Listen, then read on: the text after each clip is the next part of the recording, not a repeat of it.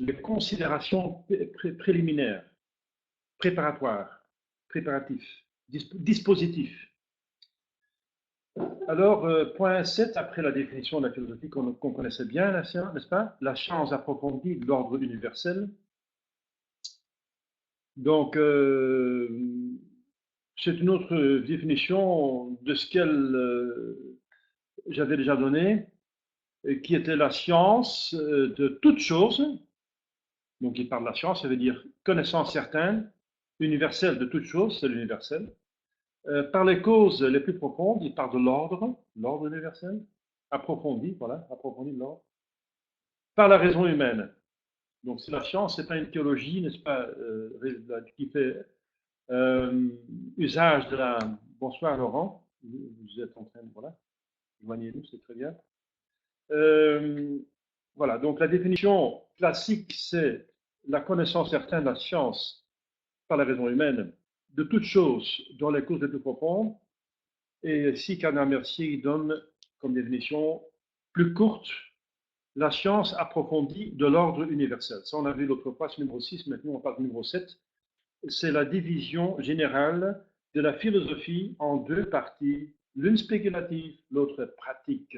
Oui, oui, oui, il y a une philosophie pratique, ça veut dire qu'en pratique, ça porte à l'agir. Spéculatif, ça veut dire que ça porte à comprendre, à connaître, mais pratique, ça donne un know-how, un savoir comment agir dans la cité, comment organiser le bien commun.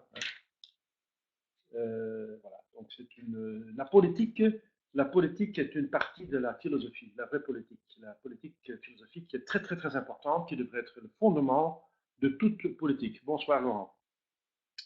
Alors, voilà, donc Cardinal Mercier, citation, autant qu'il y a de domaines distincts dans l'ordre soumis à la réflexion du philosophe, autant l'on distinguera de parties de la philosophie.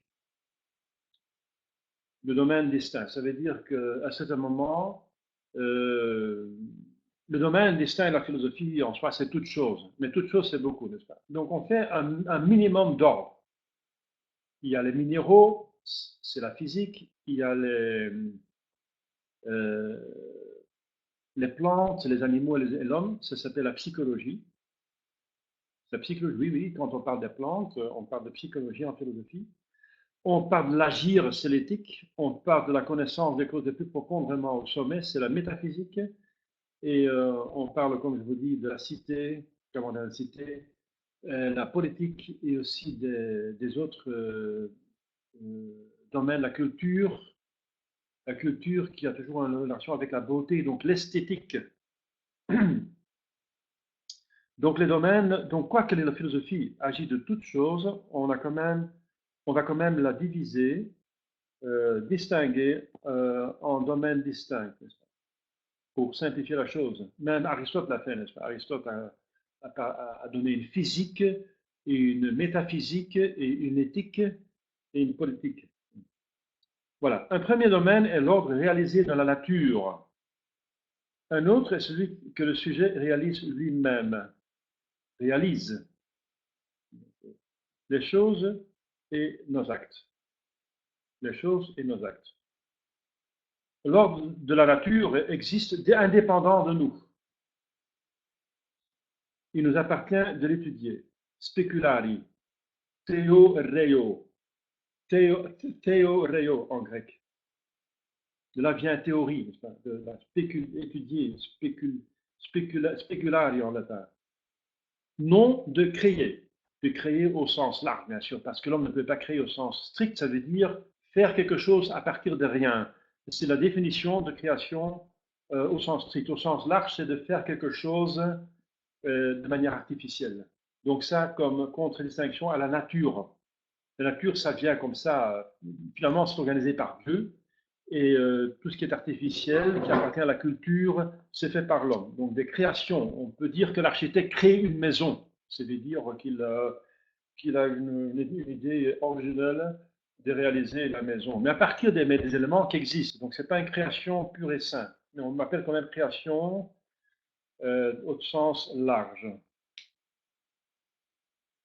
Un ordre pratique est formé par nos actes, soit d'intelligence, soit de volonté.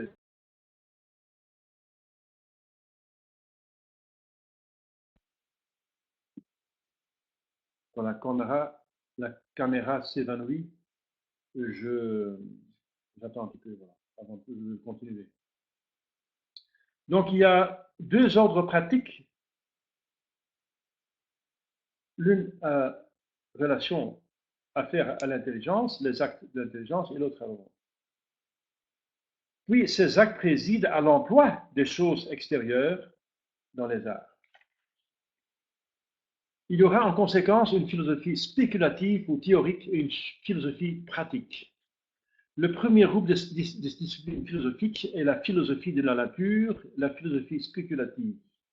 Le second groupe est d'ordre pratique, on montrera sur quel champ, quelle discipline il comprend. Voilà, la subdivision de la philosophie pratique, c'est le numéro 8 dans le cours de Carnavacier.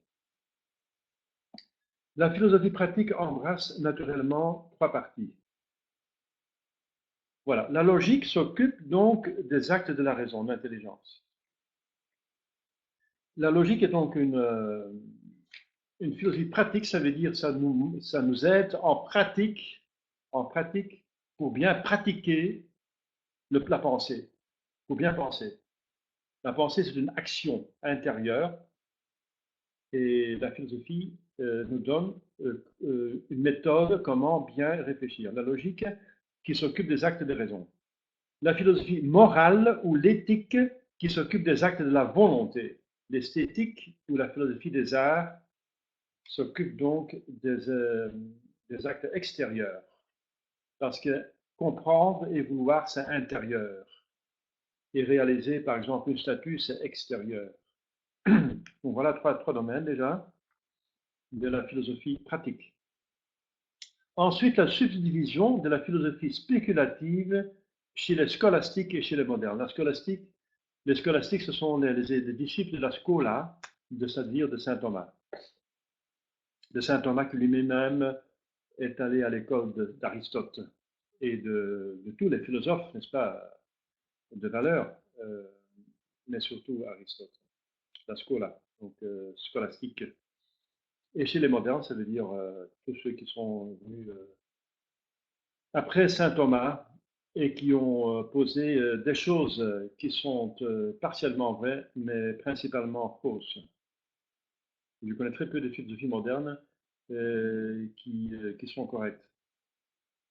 Mais il ne faut pas tout rejeter parce qu'il y a toujours dans l'erreur, il y a toujours une partie de vrai. Donc il faut bien distinguer les choses, mais c'est très assidu, n'est-ce pas, pour faire ce travail. Et c'est déjà bien qu'on connaît la vraie philosophie pour s'occuper encore des leurs, n'est-ce pas, pour trouver dans la poubelle encore quelque chose qui va bien. Donc c'est un travail de spécialiste plutôt. C'est déjà bien de savoir la vraie philosophie, n'est-ce pas? On va s'occuper de ça surtout. Alors, de Cardinal Mercier de dire ou d'écrire, lorsque les sciences particulières se sont constituées, une réflexion plus pénétrante fait découvrir aux êtres et aux groupes d'êtres observés isolément un objet intelligible commun. Raison synthétique des résultats obtenus par le travail antérieur d'analyse. Cet objet est celui de la philosophie. Donc on cherche un objet intelligible commun. On ne va pas se perdre dans les particularités, n'est-ce pas, parce qu'elles sont infinies. Infinies. La matière a quelque chose de quasiment infini, n'est-ce pas? Il y a dans un corps déjà des milliards de molécules. On ne va pas s'occuper de ça. On va voir ce qu'il y a commun à tout, n'est-ce pas? Pour prouver, pour avoir quand même une vue universelle des choses, comme donc donné dans la définition de la philosophie qu'on vient de voir, c'est-à-dire c'est la science approfondie de l'ordre universel, n'est-ce pas, et pas particulier, mais universel. Voilà.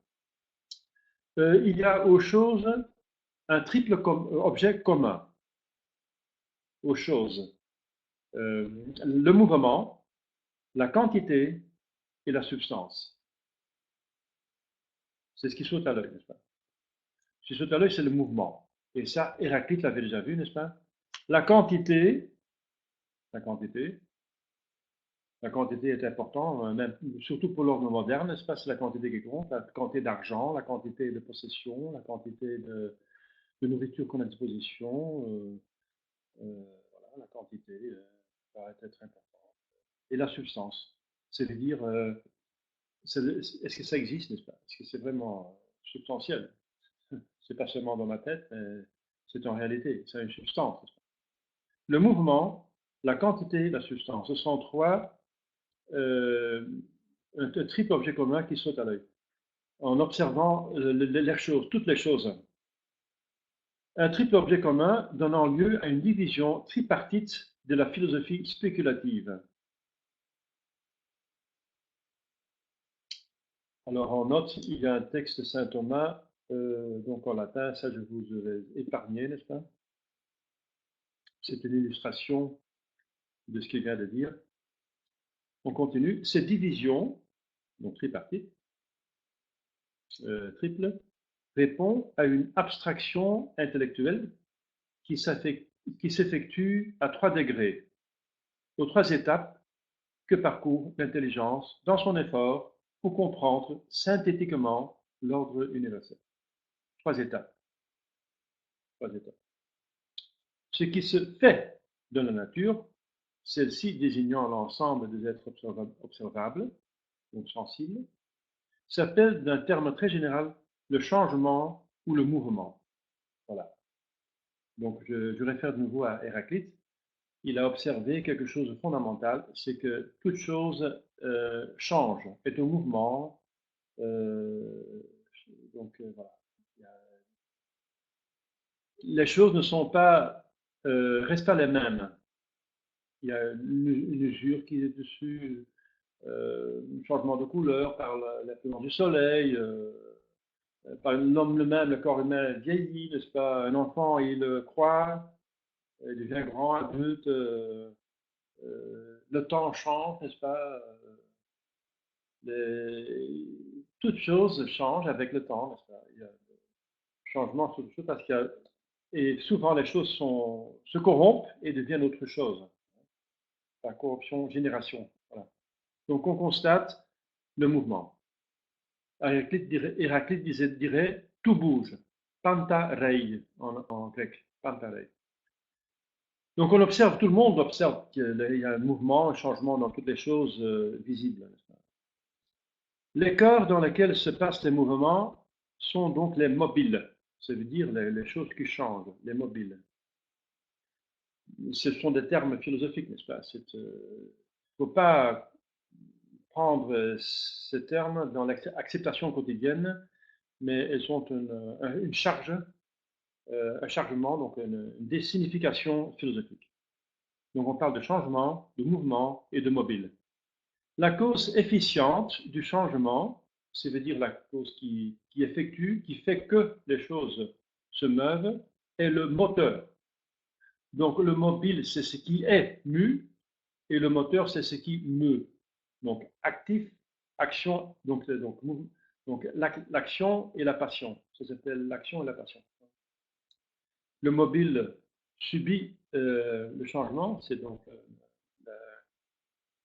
subit une passion, et dans le sens philosophique, hein, et le moteur fait une action.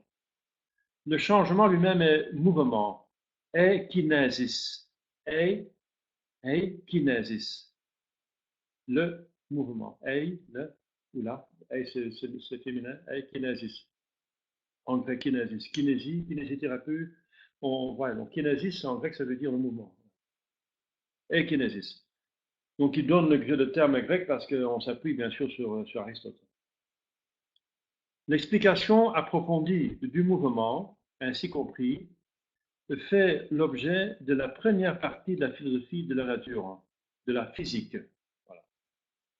Voilà pourquoi la physique, c'est la première partie de la philosophie, par exemple, d'Aristote.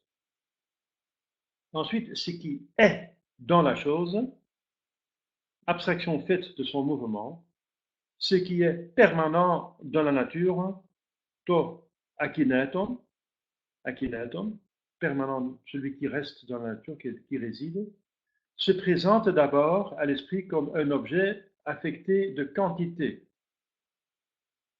Objet sans mouvement, mais non séparé de la matière. La quantité. Sauf si la quantité change. Si on coupe un morceau de fromage, la quantité diminue. Mais si on laisse un fromage comme ça, il va changer quand même de couleur par l'âge, mais il va pas. Non, la quantité ne bouge pas si vite. Par exemple, une maison qui se trouve dans la rue, par l'érosion, elle va changer quand même, mais ça reste quand même la même maison, sauf s'il y a encore un homme qui va faire les travaux dessus, n'est-ce pas? Un rocher, une montagne, etc. La quantité. Normalement, la quantité ne bouge pas si vite, donc ça a l'air d'être normalement donc stable, sauf s'il y a une intervention spéciale. Donc, on constate que la quantité est assez stable. Akineton al ou choriston. Donc le nom séparé de la matière. Akineton.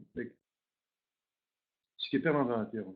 Lorsque la pensée dépouille un objet de la nature de toutes ses propriétés sensibles, dont dépendent ses changements mécaniques, physiques et ses transformations chimiques, il reste dans l'esprit un sujet formé de parties disposées l'une par rapport aux autres, suivant les trois dimensions de l'espace: longueur, largeur, profondeur. Donc si on enlève toutes les qualités et toutes les propriétés, il reste la dernière propriété, c'est les trois dimensions. Il y a bien sûr un quatrième, c'est le temps, parce que justement, le temps, c'est la mesure du mouvement, on va voir ça plus tard. Donc, il reste les trois dimensions de l'espace. Si on fait abstraction de toutes les qualités, les propriétés, il y a quand même, sinon, si on enlève encore la quantité, la chose n'existe plus. Elle n'existe plus. Si elle n'a pas de quantité, elle n'est rien finalement. Elle n'est rien. Pour les choses sensibles en tout cas. On ne parle pas encore des esprits. On est dans le sensible. Et c'est déjà un univers, n'est-ce pas? L'univers macrocosme, le microcosme, n'est-ce pas? Le monde des minéraux. Et même dans le monde végétal, et animal et humain, il y a une dimension minérale, n'est-ce pas? On a la chimie en nous aussi. C'est pour ça qu'on prend des médicaments, n'est-ce pas, qui sont parfois des produits chimiques pour faire une réaction dans le corps, normalement pour nous guérir, mais ce n'est pas toujours la meilleure solution. Les meilleurs médicaments sont plutôt biologiques que chimiques, mais ça, la science n'a pas encore comprise, la médecine, peut-être parce qu'ils veulent bien que nous soyons malades, parce que si on est malade, ça fait tourner l'industrie pharmaceutique, entre parenthèses. Donc, est-ce qu'il veut bien qu'on guérisse? On peut se poser la question. Voilà. Alors, donc on continue ici avec la quantité, là. Une science générale se constitue pour étudier cet objet. Ça s'appelle la mathématique. Mais la mathématique, pour commencer, est philosophique. La mathématique, c'est déjà une deuxième abstraction. La physique, c'est une première abstraction. Ça veut dire on va voir, comme on a vu, on va voir l'objet intelligible commun. On va faire abstraction des particularités. Première abstraction, on fait des particularités, on va voir ce qui est commun aux choses. Eh bien, on voit quel meuble, le mouvement. Et ensuite, on va dépouiller la chose de toutes ses propriétés en tant que c'est dépouillable. Et on tombe sur la dernière propriété qu'on ne peut pas enlever, sinon elle n'existe plus. Et c'est la quantité. Et ce qui s'occupe de cela, c'est les mathématiques. Les mathématiques philosophiques pour commencer. Deuxième abstraction, donc. Il est possible, parce que le travail spécifiquement philosophique, c'est l'abstraction. Sinon, on n'arrive jamais à l'universel, n'est-ce pas? Il est possible, aux causes les plus profondes, il est possible d'éliminer encore l'objet de la pensée, cet attribut mathématique. C'est possible. Donc, abstraction de cela. L'être, quelque chose, sujet, principe d'action, etc., n'est point solidaire de la quantité et des attributs quantitatifs. L'être comme tel, à part de sa quantité, to akineton kai choriston, fait l'objet d'une science plus générale que la mathématique, c'est la métaphysique, ou la philosophie première. Donc si on fait encore abstraction, n'est-ce pas, de la quantité, et on va voir, bien sûr la quantité va être là, sinon il n'y a plus rien, mais on va pas tenir compte de la quantité, on va pas se occuper de la quantité, mais on va s'occuper de la chose en tant que telle. Voilà, l'être, le sujet, le principe d'action. Alors, on entre dans la métaphysique. Ah, ça, c'est l'abstraction la plus profonde dont l'intelligence humaine est capable. On parle de l'être et de plusieurs formes d'être. L'être substantiel, l'être accidentel, n'est-ce pas, les universaux, les catégories, etc. On va voir ça en métaphysique. Donc, il y a trois niveaux d'abstraction. Physique, mathématique, métaphysique. C'est une échelle, un échelon. Donc, c'est tout à fait normal qu'on commence avec l'un avant de passer à l'autre. C'est pas normal qu'on fait la métaphysique avant la physique. Le philosophe qui propose cela, il n'est pas bien dans sa tête, n'est-ce pas? Il n'est pas logique. Il n'a pas compris ce qu'est la métaphysique. Métaphysique veut dire ce qui est après métaphysique. Aristote a appelé son livre métaphysique parce que c'était le livre qui venait après les physiques. Métaphysique. En français, après physique. Métaphysique. Après. Donc après, c'est après. Voilà. À la suite du développement extraordinaire, compris les sciences d'observation, par tous les instruments qu'on a inventés, le microscope, le télescope, le plus connu, n'est-ce pas? Avec tous les appareils, n'est-ce pas, d'analyse qu'on que la science a inventé. La philosophie de la nature n'a plus gardé que les problèmes les plus larges de la physique. Ils sont répartis aujourd'hui dans deux disciplines philosophiques appelées l'une cosmologie, physique du règne inorganique, l'autre psychologie, physique du règne organique. Donc de la physique a deux grands domaines, ce qui est du vivant et du non-vivant. Du non-vivant, c'est la cosmologie, et du vivant, c'est la psychologie. Vivant, ça veut dire plante, animal et l'homme. Il y a une âme, psychologie. Et c'est vrai que dans l'homme, on pourrait dire, oui, c'est curieux quand même, parce que la plante n'a pas d'âme. Oui, elle a une âme matérielle, disons, sensible, animale. Ce qui anime la plante, c'est un principe sensible, un principe matériel, comme l'électricité anime, entre parenthèses, entre guillemets, je veux dire, le robot. Le robot bouge, mais par l'électricité. Eh bien, les animaux, les plantes bougent par quelque chose qui est intérieur, une sorte d'électricité inventée par le créateur. Mais dans l'homme, l'âme anime pas seulement soi-même, l'âme est immortelle, mais l'âme anime aussi le niveau animal de l'homme et le niveau végétal. Parce que si l'âme quitte le corps retombe au niveau minéral. Il n'y a plus de vie végétale ni animale dans l'homme. Mais il retombe, si l'âme quitte le corps tombe directement au niveau minéral. C'est des minéraux qui se décomposent, qui n'ont plus de capable de se défendre contre l'environnement. Et si on le met dans la terre va faire en sorte que le corps se transforme. D'un minéral à l'autre, il y a transformation.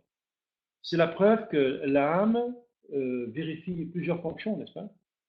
Être âme, donc intelligence non ma volonté, en tant qu'âme, unie au corps ou séparée du corps, elle garde son intelligence non ma volonté.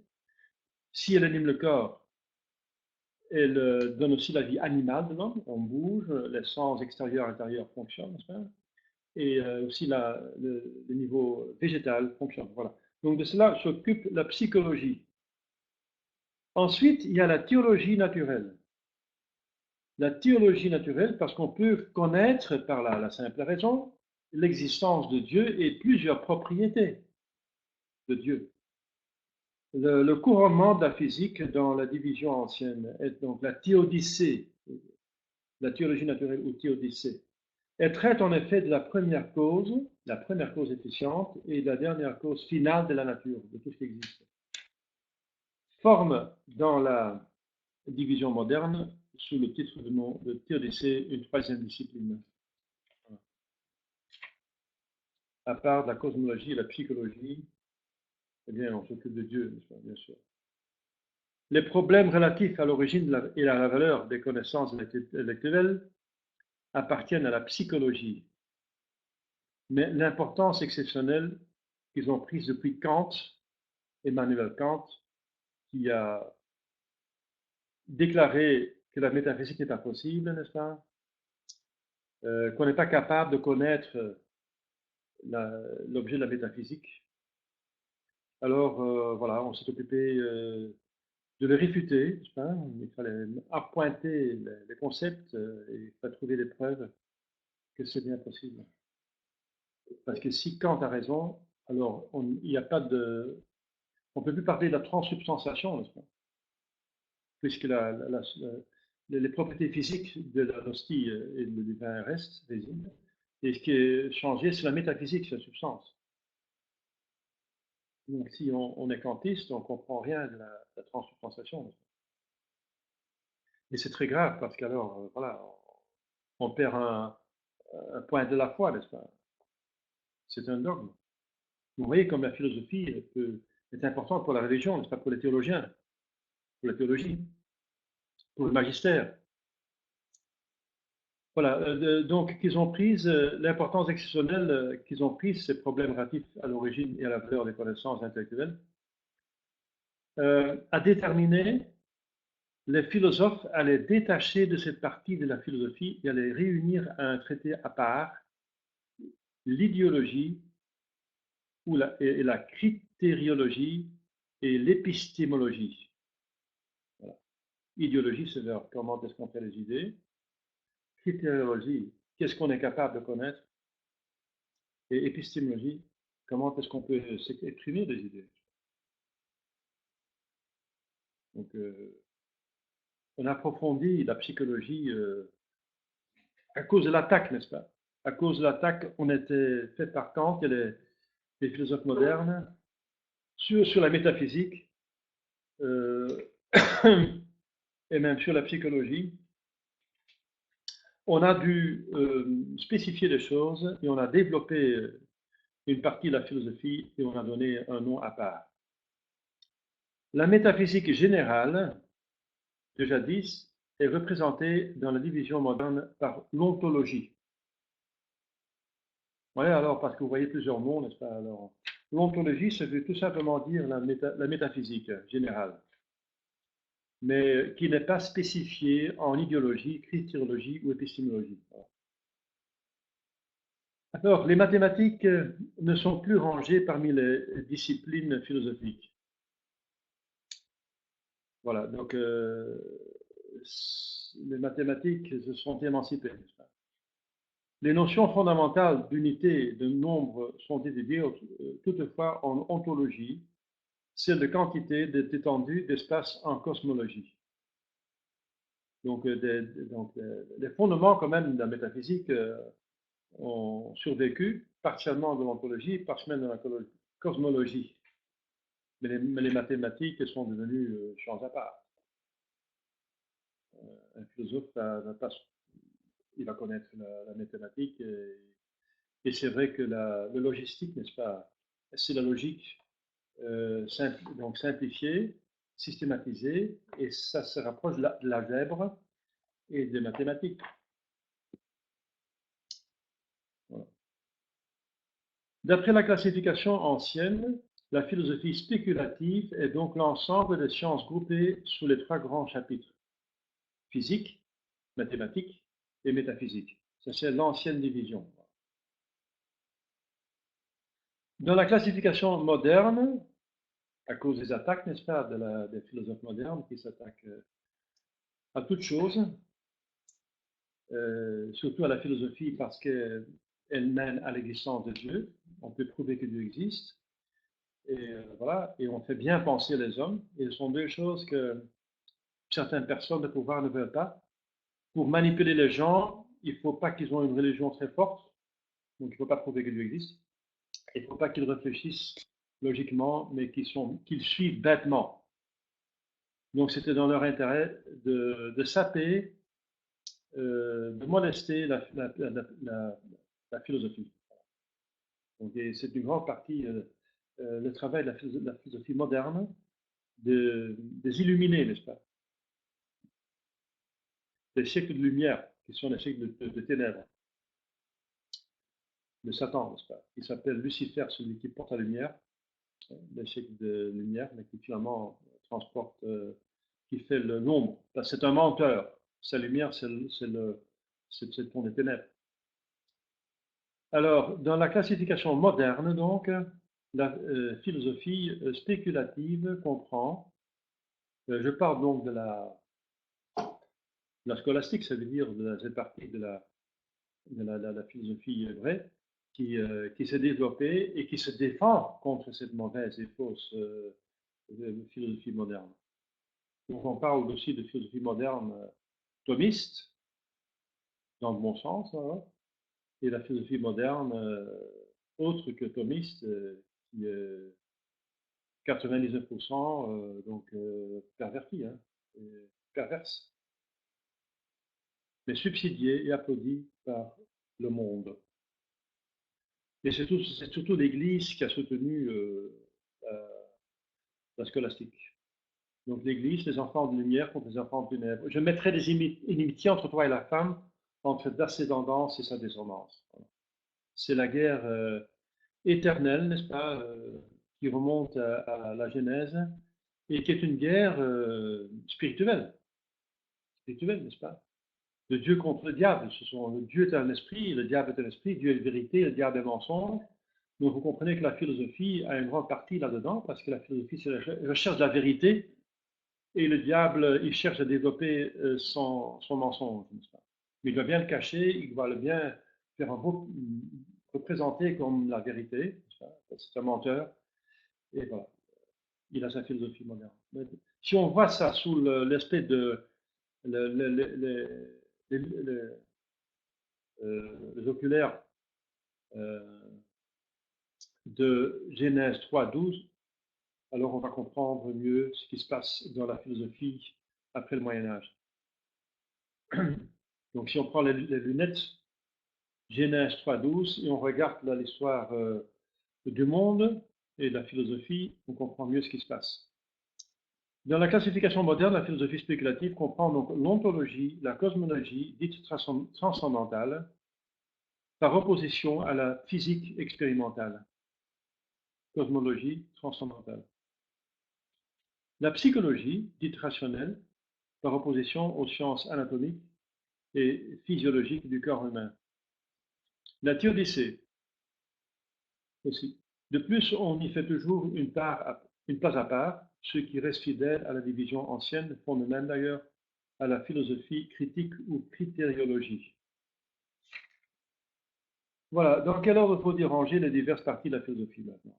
Donc, Mercier va faire donc quand même une hiérarchie des sciences philosophiques thomistes, parce qu'il faut en même temps tenir compte de structures internes viscérales à la vraie philosophie. On va pas en parler en palier. Si on monte une échelle, on va rester fidèle aux échelons et aller du moindre au plus. Donc, on va garder une logique. Mais en même temps, il faut aussi, d'autre part, tenir compte des attaques pour avoir une réponse aux philosophies modernes qui mettent en doute plusieurs fondements de la philosophie classique. J'ai demandé à un ami que j'avais d'enfance, n'est-ce pas, quand on était même ensemble à l'université pour étudier le droit et on étudiait la philosophie. Il est devenu professeur, et moi je suis devenu prêtre. Et je lui ai demandé de m'accompagner pour faire un doctorat en philosophie thomiste. Il m'a dit c'est pas possible parce que c'est un autre monde. C'est un autre monde. Lui, il est professeur de philosophie de Kierkegaard. Kierkegaard, c'est un Danois, n'est-ce pas, protestant. Je pense qu'il a hérité aussi de Kant. Et voilà, donc il a dit que c'est pas possible de soutenir un doctorat de thomisme parce que dans l'université maintenant en Belgique, ça n'existe plus, c'est un autre monde. Les universités, les universités catholiques, enfin, si elles sont pas catholiques, je parle d'une université catholique, oui, ne sont plus capables d'accepter un doctorat de philosophie thomiste parce que c'est un autre monde. Eh bien voilà, c'est le monde du mensonge et le monde de la vérité. C'est vrai, ce sont deux mondes différents. Le monde de Dieu, c'est la réalité et la vérité. Le monde du diable, c'est le mensonge et les idéologies. Voilà. Alors, l'hiérarchie des sciences philosophiques. Nous avons parlé de cette hiérarchie dans la préface des Merciers. Il nous suffira de résumer ici notre pensée. L'esprit part de l'observation de la réalité. Voilà. Donc le thomisme s'occupe de la réalité.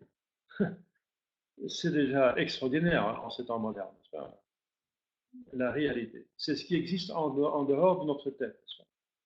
C'est pas dans ma tête, mais c'est en dehors de ma tête. Si c'est dans ma tête, j'ai la vérité. La réalité existe même si j'y pense pas. Si j'y pense ou j'y pense pas, que j'y pense pas, ça ne change rien à la réalité en tant que telle. Que je pense qu'il y a une planète quelque part qui existe et que le Soleil existe, j'y pense pas, et j'existe ou que j'existe pas moi, ça n'empêche pas le Soleil d'exister ou de ne pas exister. Eh bien, il existe. C'est la réalité. Donc l'esprit part, l'esprit thomiste, par l'esprit de philosophie moderne. Par exemple, Hegel, Descartes part des idées. Descartes part, je pense, donc je doute. La seule chose que j'accepte, c'est que je doute. La seule chose qu'il accepte, c'est qu'il pense. Donc il parle de la pensée. Donc voilà. Donc, vous voyez la différence.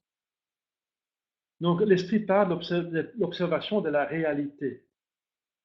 Ce qui complique la chose, c'est que c'est réel que Descartes pense.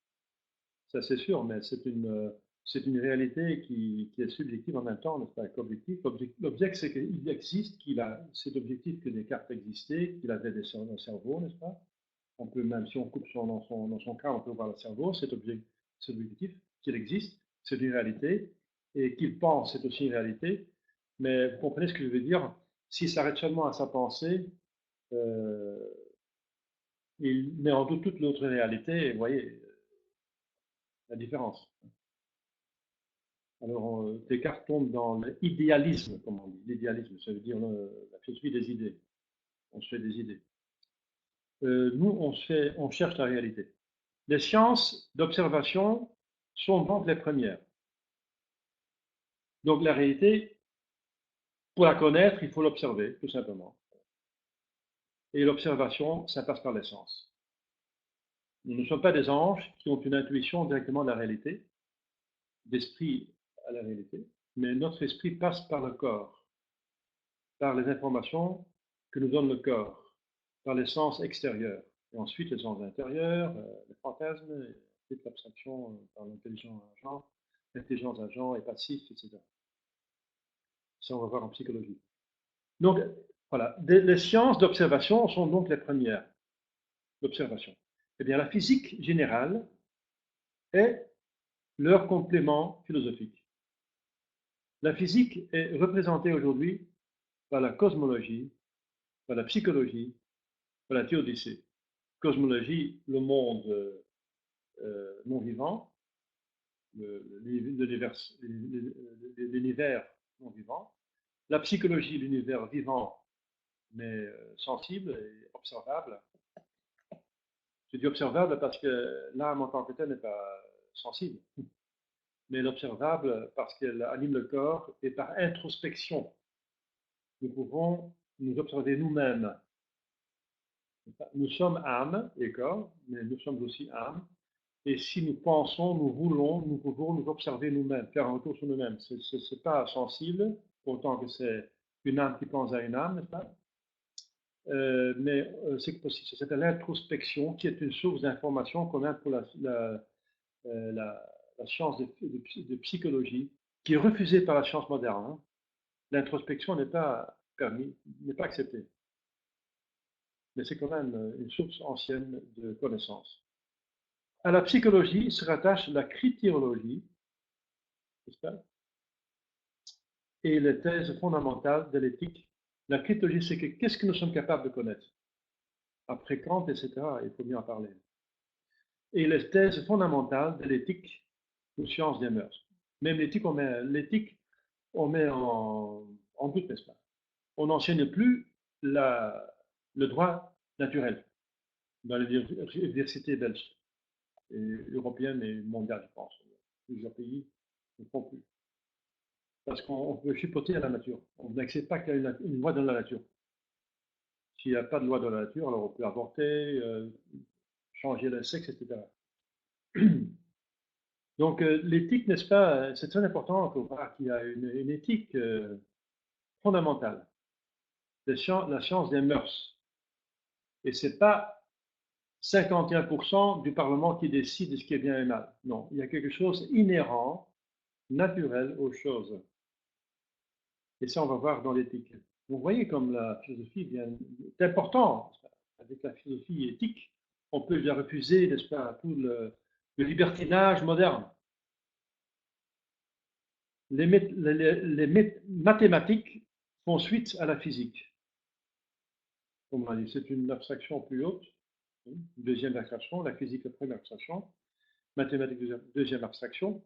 Ensuite, la métaphysique générale ou ontologie, c'est troisième abstraction, okay, fait comprendre systématiquement les résultats des études physiques et mathématiques.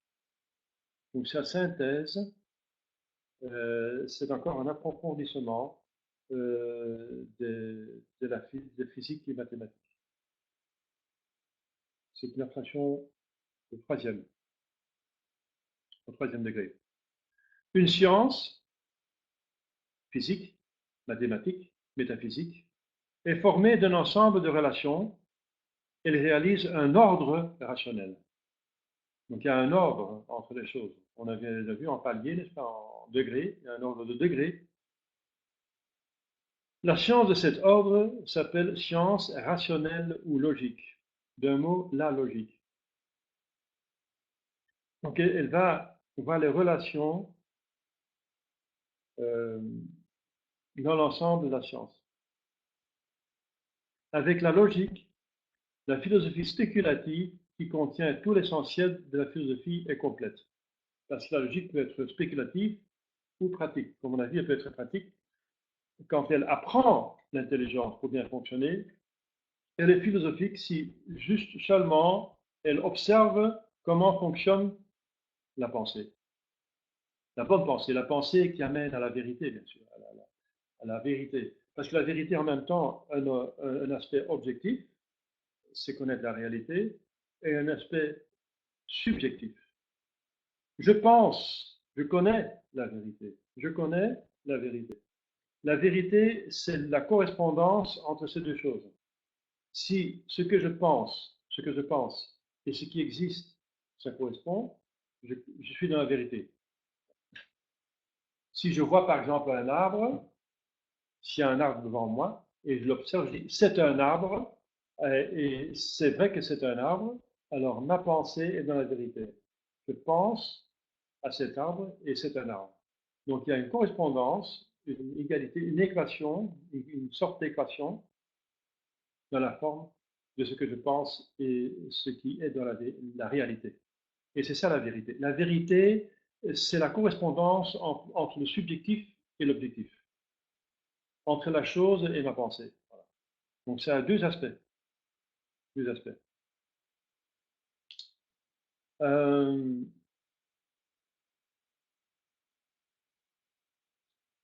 Les notions de logique qui figurent en tête de l'ouvrage sous l'étiquette notion propédeutique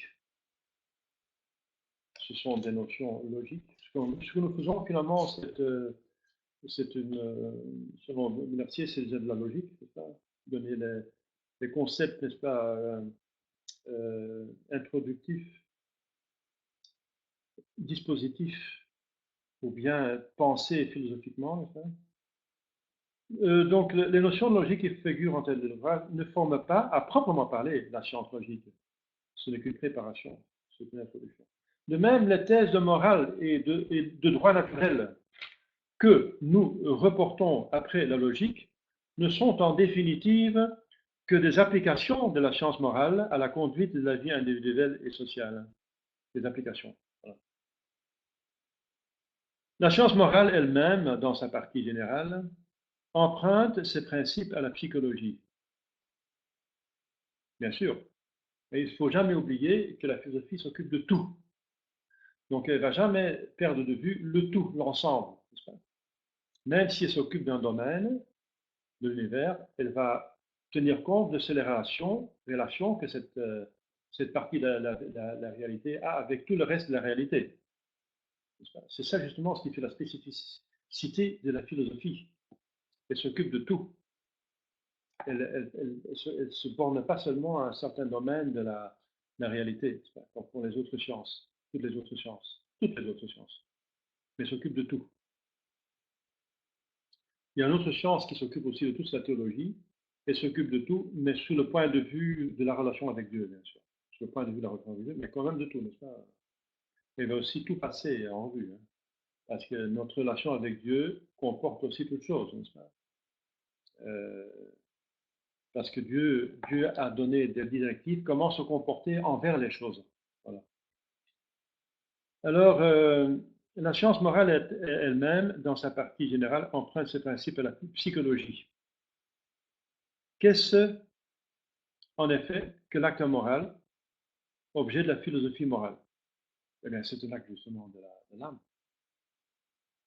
Parce que justement, une chose devient méritoire, une acte devient méritoire ou déméritoire, autant qu'il y a connaissance et volonté, libre volonté dedans, n'est-ce pas? Sinon, c'est un acte animal. C'est un acte de l'homme, mais pas un acte spécifiquement humain. Quand je ronfle dans mon sommeil, c'est un acte, c'est justement une action humaine, mais c'est pas vraiment spécifiquement humain. Tout animal peut ronfler, mais beaucoup d'animaux peuvent ronfler, donc c'est pas volontaire, c'est pas spécifique. Ce qui spécifiquement, ce qui se fait, ce qui fait la différence entre l'homme et les autres êtres, c'est justement son âme. Voilà. Donc son âme, donc son intelligence, sa volonté libre. Donc l'acte devient vraiment moral s'il est connu en tant que tel et il est voulu en tant que tel. Voilà. Donc vous avez affaire à la psychologie. L'acte libre fait en vue de la fin propre à l'homme. Donc agir, c'est toujours on est toujours motivé pour faire quelque chose. Si on n'est pas motivé de faire quelque chose, si on n'a aucun motif, on ne le fait pas. Parce qu'on évite de faire des choses absolument absurdes, qui n'apportent rien, n'est-ce pas? Qui fatiguent. L'homme ne veut pas faire des choses qui ne lui apportent rien du tout. On n'est pas motivé, n'est-ce pas? S'il agit, c'est toujours en vue de quelque chose, pour obtenir quelque chose. Donc pourquoi? Il y a toujours quelque part un pourquoi. Et s'il n'agit pas pourquoi, s'il dit oui, je fais ça comme ça, c'est pour se divertir. Il y a encore une raison pour agir, c'est pour se détendre. Voilà. Mais il y a toujours comme un motif pourquoi il fait quelque chose, sinon on n'agit pas. Or, il appartient à la psychologie de faire voir quelle est la fin de la nature raisonnable, d'étudier l'acte libre, ainsi que les dispositions habituelles, vertu ou vice, habituelles, donc l'habitus, l'habitude, donc les bonnes habitudes, les vertus ou les mauvaises habitudes, les vices, qui se forment soit par l'usage, soit par l'abus de la liberté psychologique. Donc, une vertu et un vice, ça appartient au même temps à la morale que, effectivement, à la psychologie. Donc, les principes théoriques de la philosophie des mœurs sont établis en psychologie. Les questions d'application que l'on reporte après la logique sont une suite plutôt qu'une partie de la philosophie. des questions d'application. Enfin, les arts ne sont qu'une esthétique, donc la connaissance de ce qui est beau. L'art, normalement, c'est la faculté d'exprimer la beauté en matière, au sens large, parce que faire vibrer l'air par la musique, c'est aussi la matière. L'air, c'est la matière, donc au sens large. Hein, la matière au sens large. L'art. Les arts ne sont qu'une esthétique appliquée, et l'esthétique, étude du beau et du sentiment du beau, trouve place partiellement en ontologie, partiellement en psychologie. Parce que le beau est dans les choses, et aussi en moi, parce que moi je trouve que c'est beau. Je jouis de la beauté. Comment ça se fait que je jouis de quelque chose dans la réalité, je trouve ça beau et ça me plaît, et d'autres choses ne me plaisent pas? Comment ça se fait que des choses plaisent et d'autres choses ne plaisent pas? C'est la beauté. Qu'est-ce que c'est la beauté? C'est l'harmonie, etc. C'est quoi une harmonie? Donc on explique que c'est une disposition d'éléments, une certaine disposition, mais quelle disposition? On va s'occuper de ce qui est la beauté, n'est-ce pas? Voilà. Alors, 11e numéro dans les propédeutiques de Mercier, Bernard Mercier. Supériorité de la philosophie sur les sciences particulières. Vous avez compris, hein? La philosophie s'occupe de tout, et les sciences particulières s'occupent d'un domaine particulier. Donc la philosophie s'occupe aussi des sciences, pour déterminer et pour les définir. Donc elle est dessus, vraiment, elle a une vue de dessus sur les autres sciences. Le pouvoir d'abstraire confère à l'homme sa perfection distinctive, sa supériorité sur l'animal. Les sciences philosophiques poussent l'abstraction le plus loin possible. Voilà, un premier argument pour montrer que la philosophie, c'est la science la plus haute. Humaine, typiquement humaine. Parce que les animaux observent aussi, hein. Et ils observent aussi, sont capables de faire des choses, de construire des nids, etc. Les sciences philosophiques, même des constructions, hein, il y a des animaux qui font des constructions, hein, euh,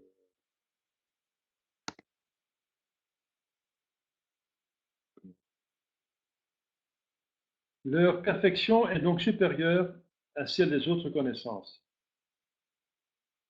La perfection des sciences philosophiques.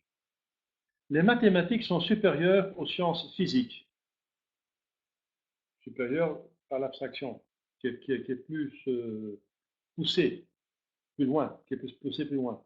Dans ce sens-là, elle est supérieure aux sciences physiques. La métaphysique, à son tour, l'emporte en excellence sur les unes et sur les autres. Alors ici, il y a une remarque par Taine dans son livre Le positivisme anglais. Alors je cite: les trois quarts des gens prennent les conceptions d'ensemble pour des spéculations oiseuses, écrit Taine. Tant pis pour eux, ajoute-t-il, pourquoi vit une nation ou un siècle, sinon pour les former? On n'est complètement homme que par là. Si quelque habitant d'une autre planète descendait ici pour nous demander où est notre espace, il faudra lui montrer les 5 ou les 6 grandes idées que nous avons sur l'esprit et le monde. Cela lui donnerait la mesure de notre intelligence. Voilà. Considération pour montrer que la métaphysique l'emporte en excellence sur toutes les sciences, même sur les autres sciences philosophiques. C'est le sommet de la philosophie elle-même et de toutes les sciences, la métaphysique.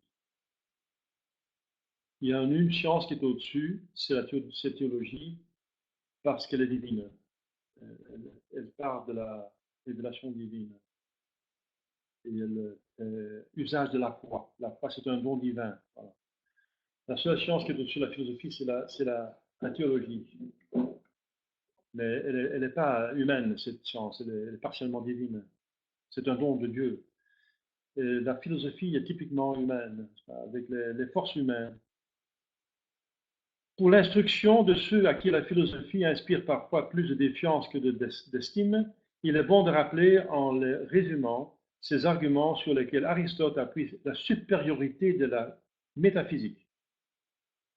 Alors, il dit dans Métaphysique, livre 1er, chapitre 2e, citation, la science générale possède à un plus haut degré que la science particulière le caractère scientifique parce que, dit-il, celui qui sait la généralité sait aussi, en une certaine mesure, tous les cas particuliers qu'elle comprend. En second lieu, la science générale est la plus rationnelle. Or, la raison, surtout, fait la science. La raison fait la science. Puis, s'adressant directement au premier principe, la science générale a plus de précision scientifique. Elle étudie les causes, et par là, elle s'attache à ce qui peut être le mieux su, puisqu'on ne croit savoir une chose que lorsqu'on connaît la cause.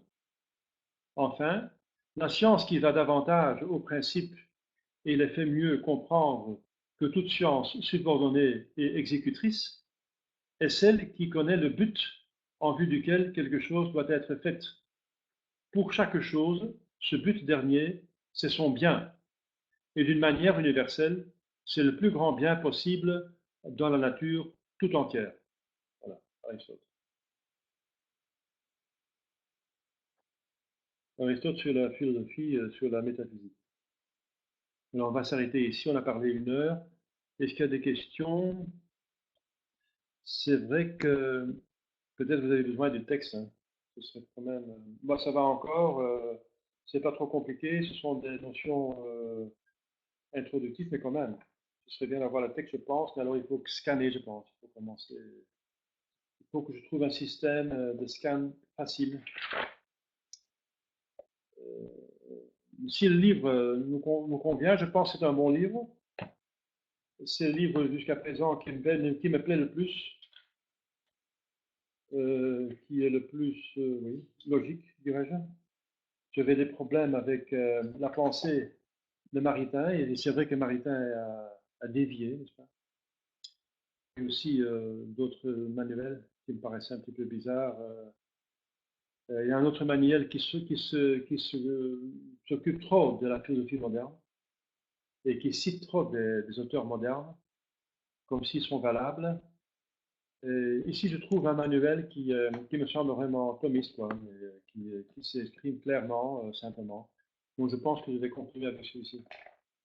Et alors, je vais essayer de le scanner, je vais essayer de trouver quelqu'un. Jusqu'à présent, ça va. Je pense que, question à vous, n'est-ce pas, que je pose à vous, est-ce que vous arrivez à suivre? Vous arrivez à suivre. Bon, il n'y a pas de. Laurent dit oui, ça va, d'accord, tant mieux. Mais je suppose que effectivement un scan, ça peut servir. La prochaine fois, on va voir.